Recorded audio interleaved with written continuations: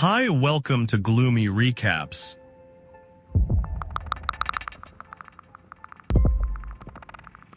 The story begins with a college student named Sawyer out for a jog.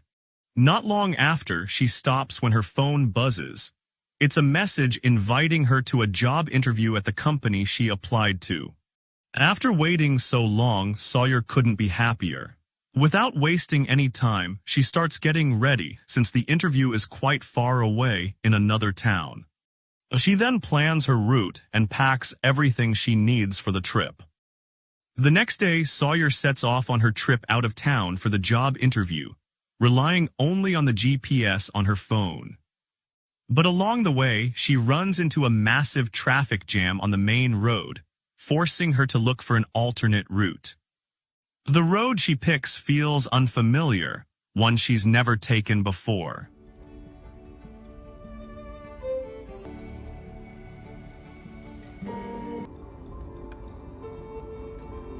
After driving for a while, Sawyer reaches a dead end that's been permanently closed. She tries to find another way, even though the GPS keeps telling her to turn back. A little later, she comes across a small intersection and stops for a moment to check her phone. That's when she notices two men nearby, watching her while holding shovels. This doesn't make any sense. Just reroute me.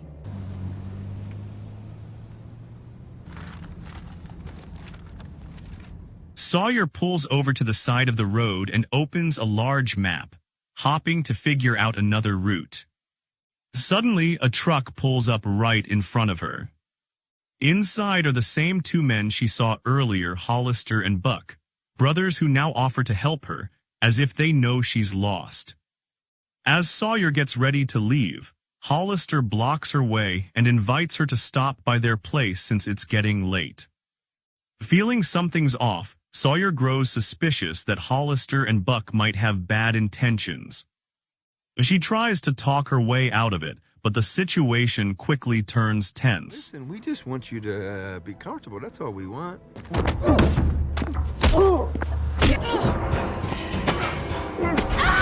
Luckily, Sawyer manages to escape into the woods, though she's injured after getting stabbed in the leg. Hollister and Buck immediately chase after her, hunting her down through the dark forest. Sawyer hides behind a rock, trying to stop the bleeding on her leg using the sweater she's wearing. Seeing Hollister and Buck still chasing her, she throws a rock in another direction to distract them. Once they're misled, she continues running, not knowing where to go, as long as it's far from them. As night falls, exhausted and starving, Sawyer finds a small river and drinks from it. Then she looks for a safe place to sleep for the night. Everything's gonna be fine.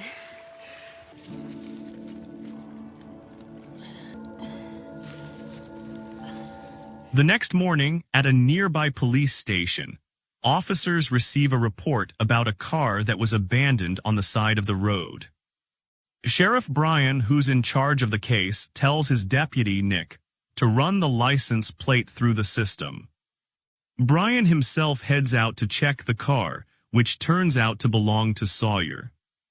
At the scene, he notices dried blood stains on the ground. That instantly reminds him of two men in the area who often cause trouble. Brian then goes to Hollister and Buck's house to ask if they know anything about the abandoned car, especially since both of them seem to be injured. But Hollister calmly says they don't know anything, claiming their injuries came from a hunting accident. With no solid evidence, Brian leaves, though his suspicion doesn't fade. Meanwhile, Sawyer wakes up to the sound of a helicopter flying overhead. She screams for help, but the helicopter doesn't hear her and flies away. In desperation, she goes back to the river to clean her wound and wraps it tightly to stop the bleeding.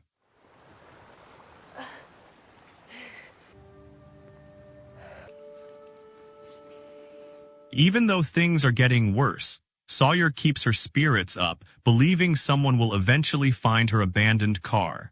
Elsewhere, Hollister and Buck return to the spot where they left Sawyer's car. They push it off a cliff, right beneath the place where Sawyer is hiding.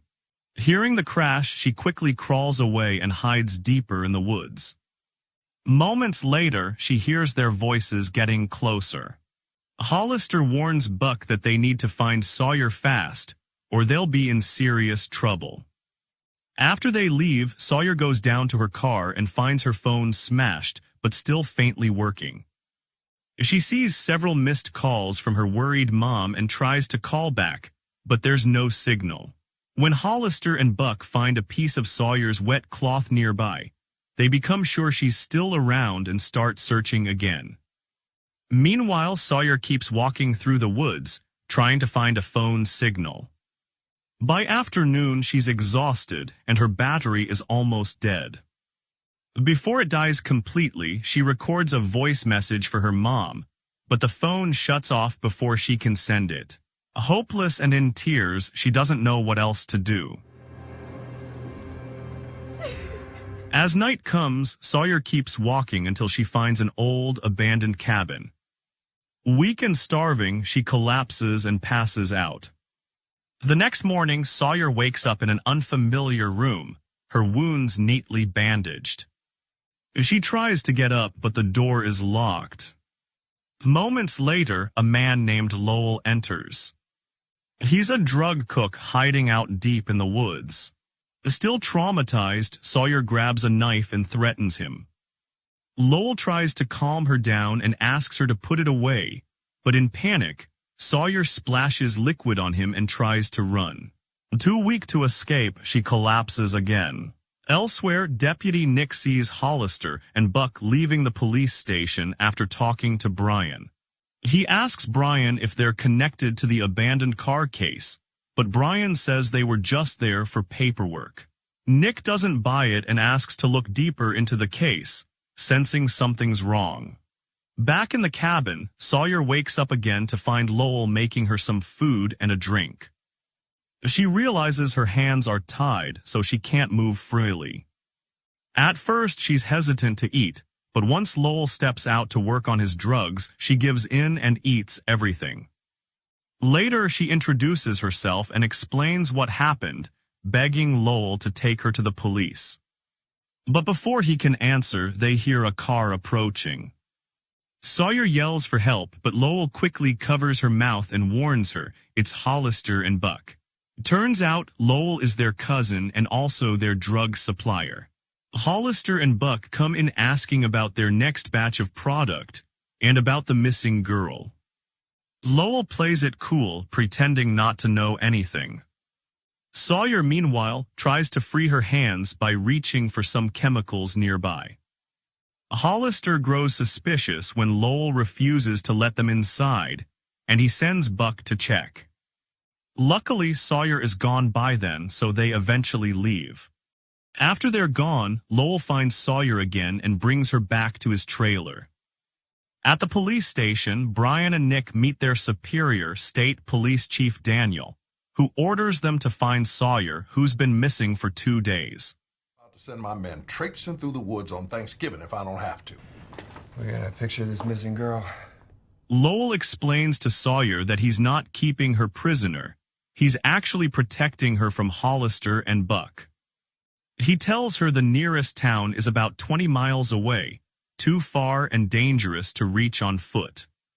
He plans to use Hollister's truck to drive her to safety once the brothers leave for their weekend drug run. Meanwhile, Brian, pressured by Daniel, goes to confront Hollister and Buck. He forces them to confess what happened. They admit they attacked Sawyer because they thought she saw them burying a body, one connected to Brian's own illegal operations. Brian then orders them to find Sawyer fast before the state police take over and expose everything. Over time, Sawyer and Lowell grow closer. Lowell even teaches her how to make drugs using his secret formula. Still, Sawyer stays cautious, secretly hiding a fork as a weapon just in case.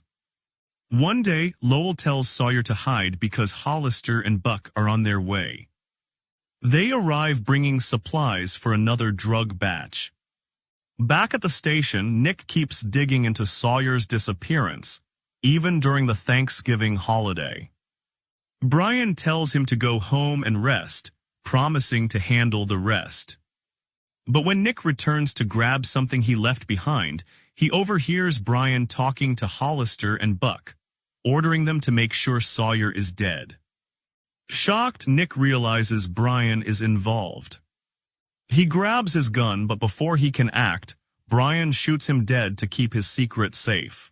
Brian then orders Hollister and Buck to dispose of Nick's body and gives them Sawyer's wallet, which he plans to use later. The next day, Chief Daniel shows up, angry that Sawyer's case still isn't solved. He announces that the state police will take over the investigation. Panicking, Brian plants Sawyer's wallet in Nick's locker to frame him as a suspect. Daniel later tells his team that Nick might be involved, and orders them to track him down too. Brian then goes to Lowell's cabin to check on the drug production. When he arrives, Lowell tells Sawyer to hide behind the door.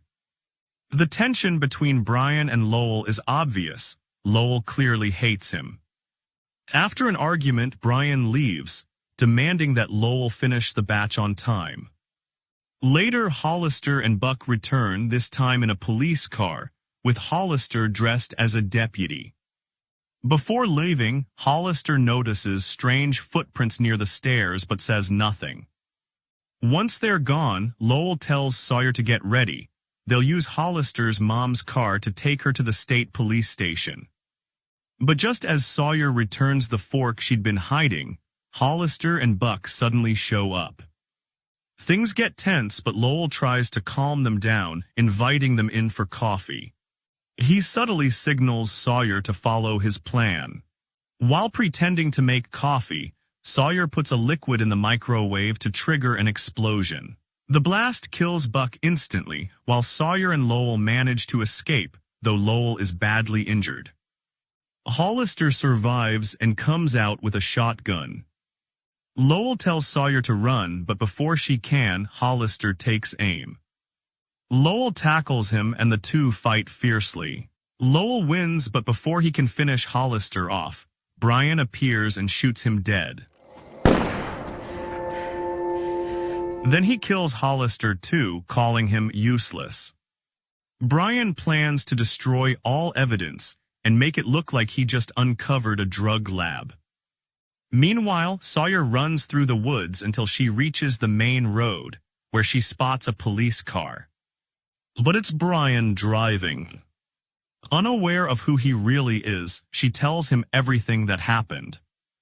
Halfway through, Brian pulls over by the river and asks her to step out.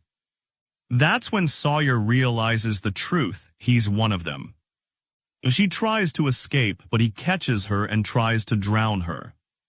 With her last bit of strength, Sawyer grabs a screwdriver from her pocket and stabs him, killing him.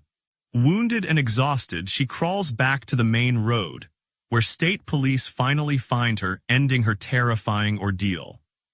So that's the story of Rust Creek 2018. Hope you enjoyed it. See you in the next video.